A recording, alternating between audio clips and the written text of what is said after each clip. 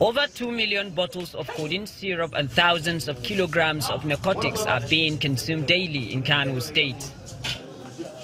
As statistics by the National Drug Law Enforcement Agency and several other concerned authorities reveal that most of the drug users are young boys and girls between the age of 16 and 25 and are linked to several crimes committed under the influence of drugs. If you can compare between last year and present year, the first quarter of this year, it will really show you that the influx of the drugs has been reduced to the barest minimum in Kano State.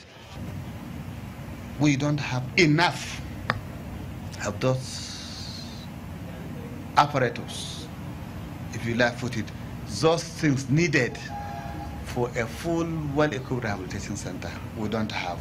During their daily patrol, police and the National Drug Law Enforcement Agency intercept cartons and kilograms of these substances, but the drug problem remains.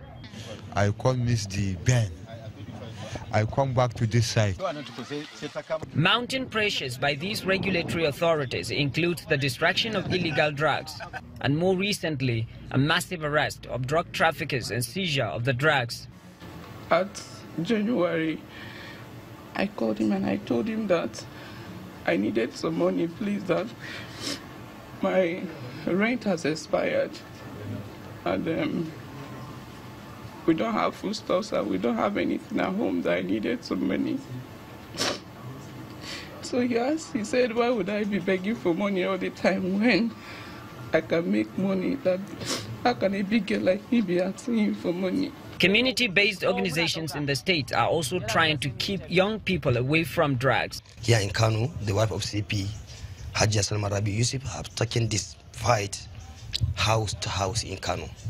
And with that, we have a very good result in reducing the menace of drug abuse and addiction in Kano State. This place is called Island. In the last 20 years, it has been a no-go area to security operatives because it's considered a den of drug dealers.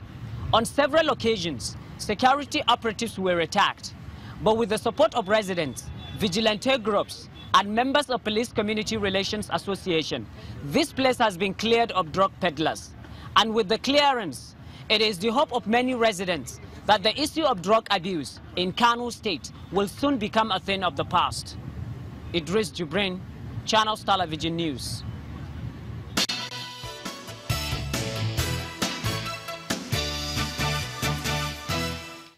Welcome back. We have the Director General of the National Agency for Food, Drug Administration and Control, NAFDAC, Professor Moji Adeyeye. Thank you for coming on this morning. Thank you so much for having me. Well, we do know that the government has taken a decision on codeine, but if you could break it down for us. But first, I'd like to know, this menace of codeine and its abuse, is this something that has been known to NAFDAC, and for how long? Well, I resumed I got my appointment November 30, and I never imagined that it could be this bad. I believe that a vacuum was created about 6 years ago that was never filled in terms of strict regulatory controls, and that, I believe, was part of the problem we have. Why 6 years ago? Because when Dr. Dora Akunyili was there, there was a much tighter control. But since her departure, bless her memory, things have kind of slipped. And that was very disturbing to me. One of the things that I mentioned on my first day is determination to bring to minimum substandard falsified medicines and illicit drugs.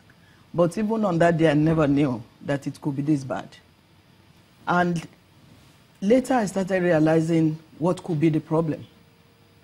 Our mandate, NAFDAC's mandate, is to control importation, exportation, distribution, manufacture, sale of drugs.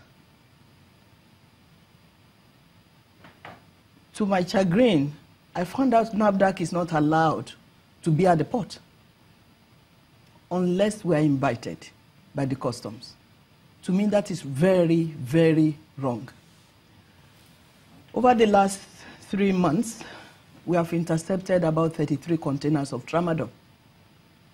Some were packaged in form of building materials. But those containers are the ones that we were able to intercept. Where were they intercepted? At the port. Tinkan Island, Apapa, and the One port in Port Harcourt. So you invited? Where you are not allowed to go?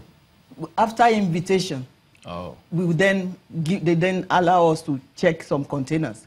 But before the invitation, there are many containers that exit the airport, the wharf or the port. But have you raised this with the authorities, with the federal government? Oh, yes. March 12th, we had a conference on national security and drug and chemical control. It was organized by National Security Advisor, Office ONSA, and I gave a talk about the menace of drug control, of drug abuse. Many of the ones that exit the ports in Lagos, many of the containers head straight to the north, to Yola, to Kano, to Kaduna, and many times they find themselves in Sambisa Forest, where our girls are kidnapped and where many families, as a result, families sorrow. How did you trace this? Intelligence, in terms of the flow of these containers going to the north. It is a national epidemic. I think since since 4 or 5 months ago that has resumed, I've talked maybe 6, 7 occasions, different forums, on the epidemic of drug substance abuse. If NAFDAC is not allowed to be at the port, at the point of entry, it is like we are hiding our heads in the sand.